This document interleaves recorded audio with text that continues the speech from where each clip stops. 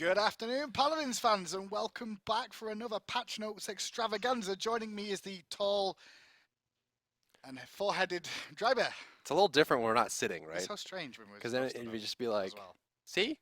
Now it's like we're sitting now. Look, everything's fine. I've got some questions. First of all, I got involved with Fernando this week. Oh, that's He a seems shame. pretty strong. That's a shame. Do we have anything to cool this down? We do, yeah. We have a whole area you can go to that cools it off. Oh, really? Mm-hmm. Tell me more. So there's a keep we found. Okay. It's off. It's not really in the mountains. It's actually on an iceberg itself. Like So it's a actually, glacier. it's on a glacier. Ah. Yeah. So it's like a glacier keep. Ah. Uh-huh. How's this map going to play then? So the new map is Talk about it a little bit different, right? So what we Okay. wanted to do is kind of give a nice contrast to the actual gameplay that Paladins fans are used to now with Enchanted Forest and Temple Ruins. They have a very similar style, the first two maps, and they have a lot more space, and it's really more about using cover through the grass, not necessarily through the environment itself, and also more about using team playing strategies to kind of capture that space aggressively. Okay. What we wanted to do with Glacier Keep is kind of give a nice contrast to that. So you have a different play style when you play on this map, and maybe certain characters will be better than others, and that way when you're building team comps, it may be more map-centric. And so Glacier Keep actually has a lot more verticality in it, and in certain areas you have, you're going underneath a pass, there's inside areas, there's a little bit more kind of upward areas, you have to kind of go up and down, more stairs. You have to like use certain champions that can like get up there. Jump or fly or high. I mean, flies, there's still stairs you can get there. I mean, everyone can get to everywhere, Okay, right? There's not an area that Eevee can get to that no one else I was can. a little bit worried when you said that. Right, Like, hold yeah. on a second, I'm just going to have an Eevee shooting down the No, whole no, no. time. And we try to avoid, and we're actually, there's a couple areas in the first two maps that we want to go back and revisit those and fix those so that anywhere that any player can get through an ability, any other player can get there through the map as well.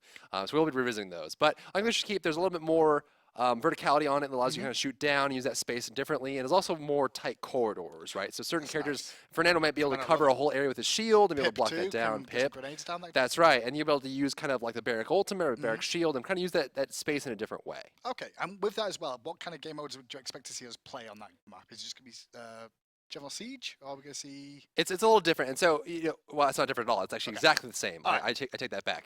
All Siege maps are played on Capture Only, Survival, and Siege. Awesome, Capture so and Siege. that's going to be... That's right, so all three modes. For this patch, we actually found an issue, and so there will be no Capture Only option for Glacier Keep right away, but we plan to add that when that gets fixed up. But the other modes are definitely going to be in there as well. Right, so Survival Glacier Keep is actually a lot of fun. I heard that. A lot of people saw the map and were like, oh, I hope Survival's on this. It's a lot of fun, because you can hide behind corners, you get inside certain areas, inside buildings and stuff like that. It's a lot of fun. Okay, cool. And we also have, with that coming out as well, we're going to be looking at more maps in the future. It's not just going to be 3. Okay? That's right. Any further tidbits about what future maps we could see? Or is well, that too early? yeah, we're hoping to add a new payload map in the coming patches. We're working on one right now. We actually have another map in development besides that payload map as well. But Outpost just by itself, we wanted to get a nice contrast to that, and so we are working on another payload map. Awesome. So with Glacial, with this new map then, what exactly would you like? What are you expecting most out of this one? You going to see more teamfight orientated comps with, like control of these thin panels? Is that what you're expecting? Or are you expecting more mobility? There's a little bit of both, actually. And one thing what I really like about Glacier Keep when I'm playing it is it allows certain individual characters who are good at skirmishes to kind of shine, right? And so you'll see them, characters like Eevee, characters like Sky, characters like Pip in close quarters with his ultimate, they actually come out a little in different ways that you'd see on Enchanted Forest or Temple Ruins. It allows them kind of really capture that area, right? So certain areas I may play a lot of Eevee and I'll actually, start topping the scoreboard because I can get people alone more often, and that allows me to really fight. Now, obviously, you still have the capture points there, the 3 capture points become active, and the siege engine's still there, but it makes the fights different. Well, we've stalled long enough. Let's show you, and Drybeck can walk us through exactly what we see on the screen. We should be able to see exactly the map in question. So this is the spawn area. That's right, and you can see it's if you look at the actual physical areas that aren't, the wood, it is actually pure ice. So this is a glacier. This is not a mountain. This is not the edge. This is a pure ice structure. And so you kind of see there's a keep area. I mean, this like little old hold. They got wood structures everywhere. This is one of the bases here.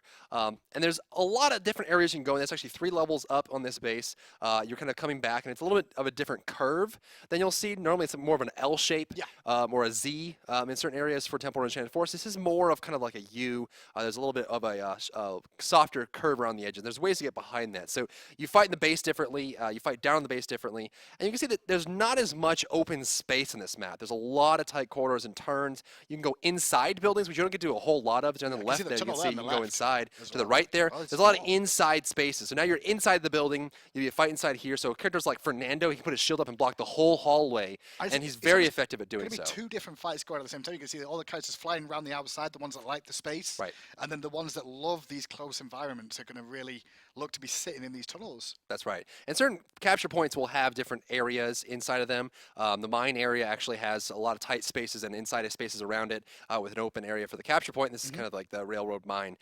There's the armory here. It's a little more open. You can see that the right side there's an inside area. The far side there's an inside area with a higher level.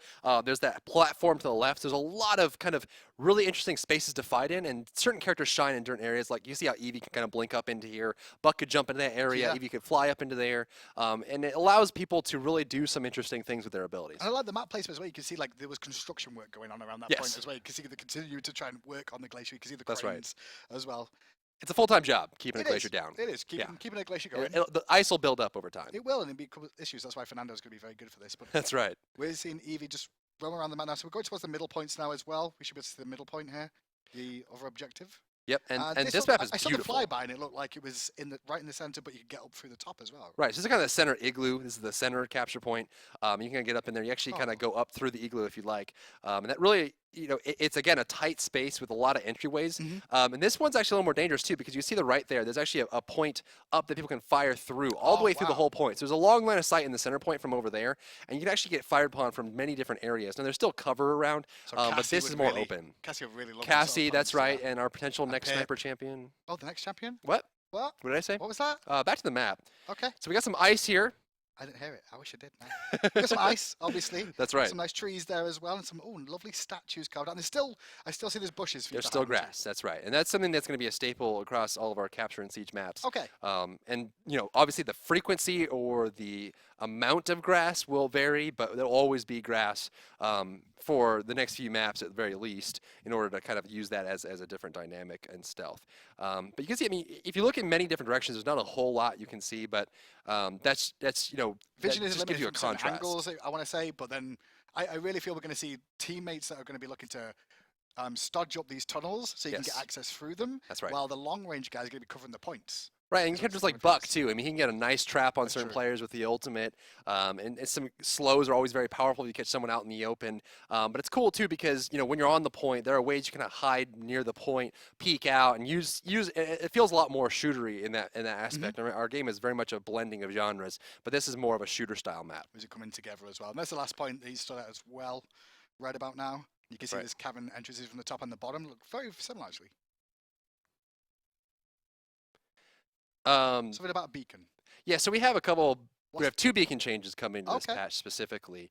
One of them is that the beacon now has a 5-second deploy time.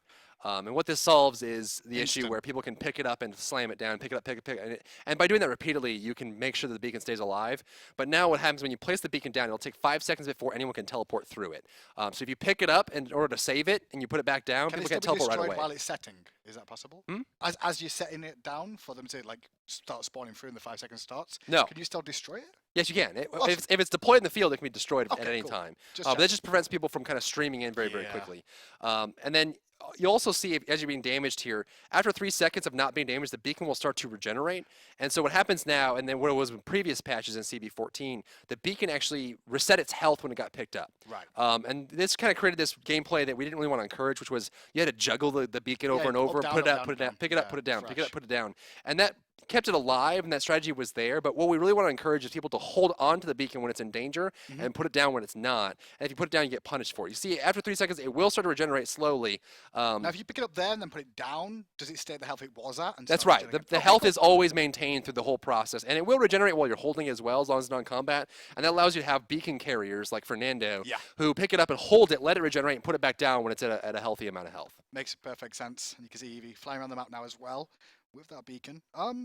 I'm excited for the beacon change. I really am. I think that's going to make a big influx to the game because a lot of people were running around with it, putting it down aggressively, Right. picking it up again when it got spotted, putting That's it down right. somebody else. Well, it caused a lot of problems that, from a design perspective, we didn't really want to encourage that much. And a lot of it, too, is just, it just didn't really fit the gameplay we were looking I'm for. excited for the new map because it's always, whenever there's a new map, you're always looking for those little nooks and crannies Right. that nobody else Where has to hide found it. yet, where you can get sniped. This is one of my favorites. This little cave here is always fun to hide behind the door, let someone come in and surprise them.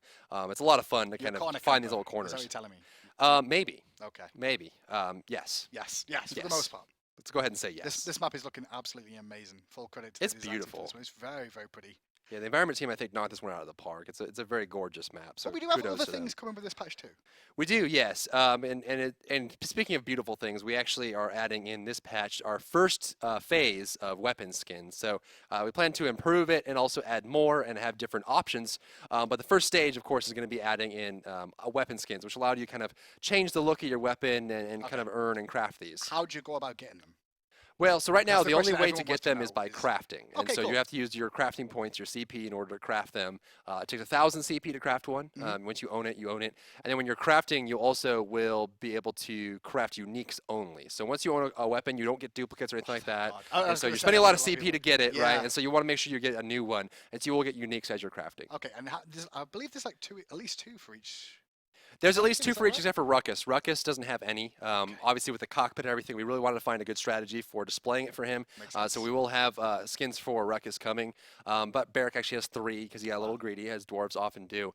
And one of the cool things is we actually currently have 2 different styles of weapon skins. Okay. We have no, crazy model updates for the weapon skins currently, but a lot of them are just kind of color or texture changes that are just really kind of vivid and kind of bright.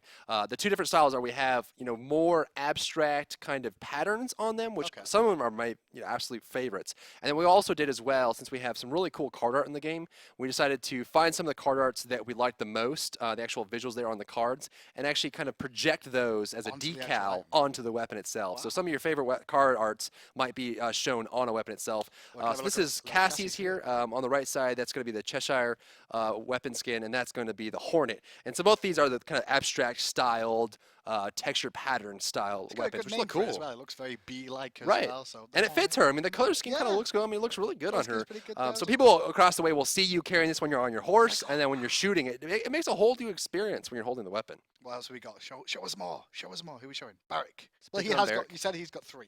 That's right. So you can see how decaled on this weapon is actually the Undying card art that that's Buck nice. has. The guy covered in flames standing up there. And then he's got a couple other abstract ones. You see how this one is just going to be, this one's called Purple Thunder, actually. But it's got that kind of striped zebra pattern. Looks really cool. And the crystal also changes color there as well. Awesome. So these are just the very first few skins we're starting to see, but we're going to be seeing more of these as time goes on. Is that the whole That's plan? right. Yeah, we're launching with actually 18 of these initially. Okay. And then we're going to be adding more of those as the patches kind of roll out. And obviously, we'll be looking more towards character skins and actual full weapon skins that change the weapon entirely. And the best thing is right now you can get them for crafting points as well. That's Like right. it's not extra currency that you have to make. Crafting points is Right. available for 1,000 to get them. So if you've got too many cards left over, you can go there into the gear crafting and start Boom, picking up. there it Look at is. that, Everglade. So you got Done. the Everglade skin for Grok, and one of the cool things too is that since the Founders Pack is now getting more and more valuable, right? Because Yeah. the Founders Pack gives you the exclusive Warhorse mount, which you can't get anywhere else. It gives you 20 chests, which gives you a bunch of cards and the opportunity for a bunch Some of will be CP. duplicates.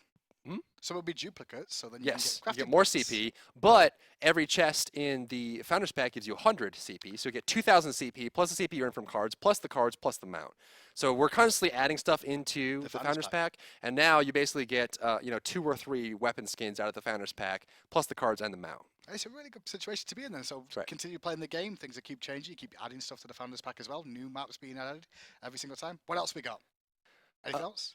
I think that's about it. I mean, we have a lot of little things. I mean, we did some balance Well, that's changes, on the patch notes, mega right? turret, stuff like Victory Rush, some of the things that Cassie you know got a little really- buff as well on the ultimate. on the ultimate, Yeah. getting the Cassie to get her ultimate a little bit faster. So we fixed a lot of things. We also kind of improved some of the hit registration issues that some people were having, where they'd fire upon someone, you look like you hit them, and you wouldn't actually hit them. No damage would appear. We made some improvements to that system. We also actually improved the way we target area of effect spells and abilities, and that actually fixed a lot of things, made things a little more accurate. We also fixed an issue with Sky's Time Bomb, where that was hitting outside the visual radius. That has been fixed now. Yeah, so a lot of kind of cleanups and balance issues that we had. Grover will hit harder with his axe and has a little bit more movement speed, so a little bit easier for him to get in the fight and then actually deal more damage when he gets there. And all that is going to be the cleanups. patch notes anyway, which you guys can read at home as well and give feedback on as well. These were just like the big overlying things we want to talk about here, which is the map and the skins. Coming to it, your favorite thing about it so far? Probably the map. The best thing about the map, I meant. The best thing about the map? What's your favorite thing about the map?